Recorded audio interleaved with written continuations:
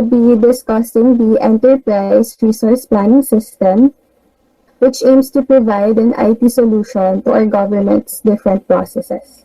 So before I discuss the system in detail, let me give a brief context po. So the reality in the government is that only 2.3% of our electronic government services are for internal use. So this was based on a DICT survey conducted in 2018. So in the context of DOST, we also conducted a survey late last year in preparation for the development of the HRIS. So this survey found that 9 agencies in the DOST system do not have an HRIS or any in-house information system. Yung mga meron naman pong information system, 58% of them only have 4 modules or less. So we cannot really say that this is an HR system because it only includes attendance modules. And when we say an HR system, it encompasses different processes starting from recruitment up to separation. So what are the implications po? So first is administrative personnel are highly focused on clerical tasks. Since hindi pa po automated yung mga processes natin, hindi po nakaka-focus ang ating mga personnel on their core tasks such as training and development and more. Organizational processes are not streamlined and manual. Available systems are in silos and monolithic, meaning they are not coordinated with one another. Systems are not integration ready. So most of these existing systems are what we call legacy systems, meaning they use outdated technology. So mahirap po i-expand or madagdagan ng functions itong mga existing systems na to. And of course, importantly, issue on transparency, human error, and document loss. So that's where DOST-ASTI's ERP system comes in.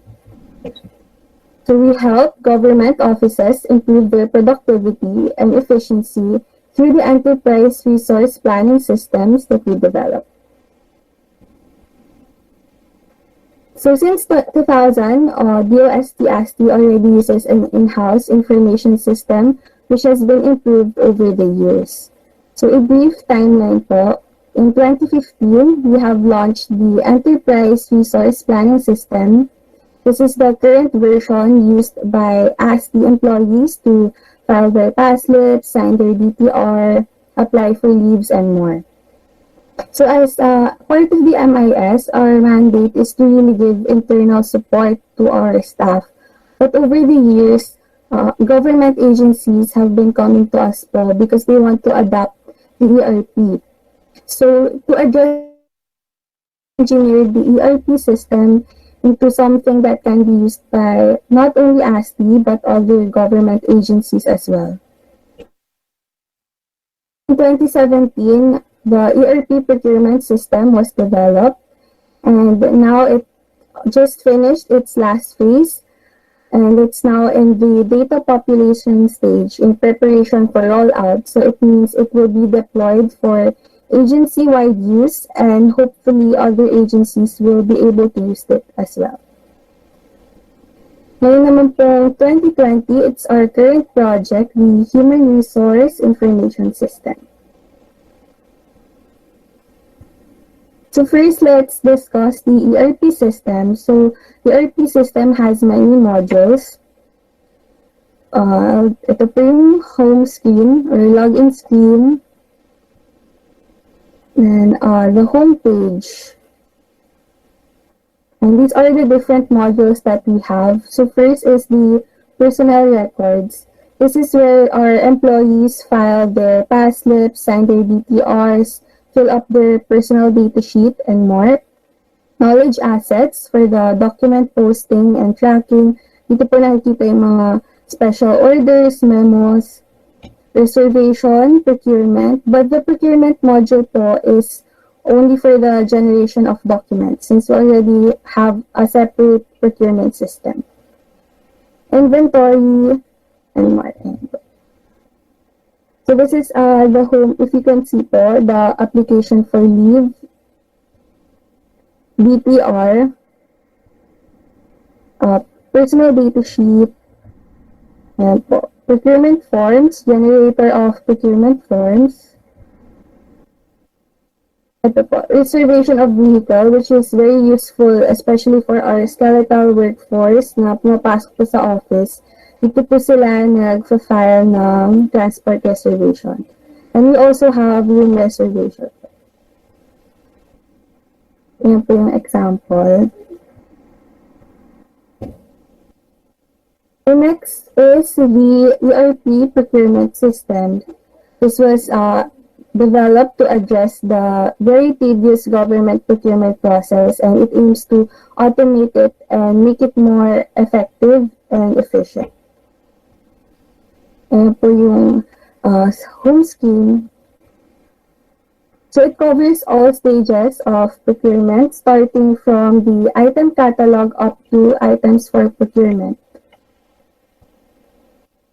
We have improved the interface, and yung item catalog, it contains na po features and specifications. So parang shopping cart po yung dating niya.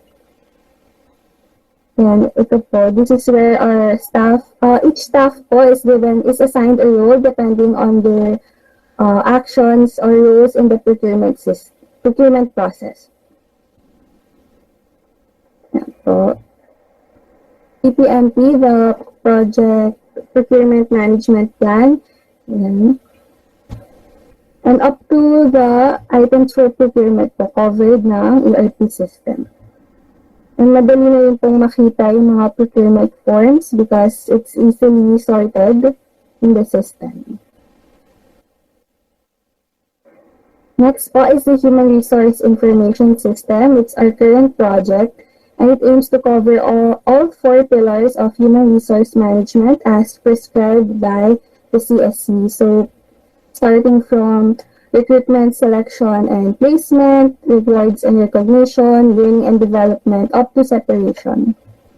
So, this is just a draft of our system since it's still in development. So, these are the different roles that it can be assigned to employees. Yan po. We have also libraries for better data management. Yan po, plantilla positions, creation of plantilla position, and announce vacancies so that the concerned personnel can file their request. So, very in detail po talaga yung content ng system.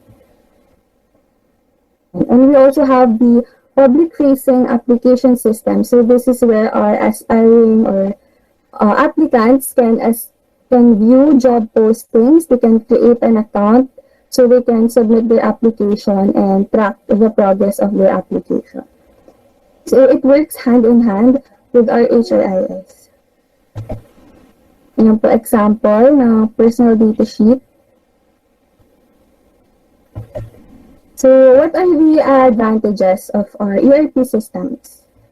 First is increased productivity. Since the processes will be automated, the employees can focus more on their core tasks, and rather than spending too much time on paperwork, faster transactions, paperless, unlimited users. So as long as the infrastructure can handle it, kaya pong mag-create ng unlimited number of accounts. So wala pong maximum number of accounts na pwede mag-create. Mobile responsive, so you can access the systems in your mobile phones or tablets, whether it's iOS or Android. Web-based, flexible workflow. For example, may OIC, and madali pong matatransfer yung mga signatories in case there will be transfer of management.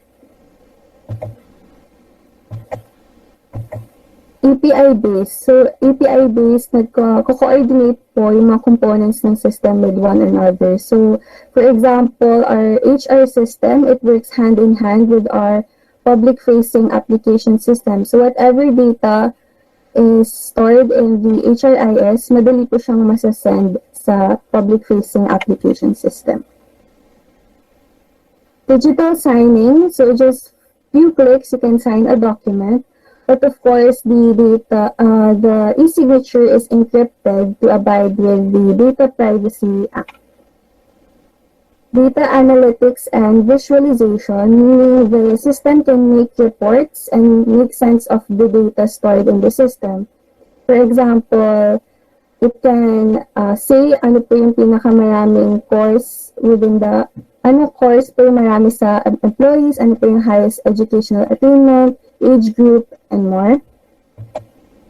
Subscribes to SaaS delivery. So the system is hosted in a cloud computing environment. So, yung isang website na lang po for everyone. So, dito po pumapasok yung multi-tenancy. So, in case may gusto po mag-adapt na agency, hindi na po kailangan mag-set up ng separate instance for them. So, everything is just in one website and agencies can create their accounts. They will be assigned accounts and pwede po silang mag-create ng user accounts. So, isang website na lang po for all, which is very cost-effective. Portable data and cost-effective. So how are we different from other solutions? It's because we understand the problem. So since we are a government agency, we follow government rules, we understand the general scheme of things, and we share the same concerns. And throughout the development of our systems, we always make sure that we conduct elicitations with our stakeholders so that we really know their problem and we can address these issues and hopefully implement them in the system.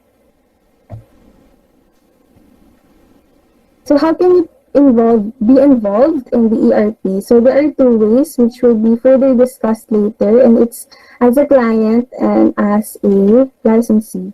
So as a client po, we are looking for government agencies who need ERP solutions so that we can adapt our ERP.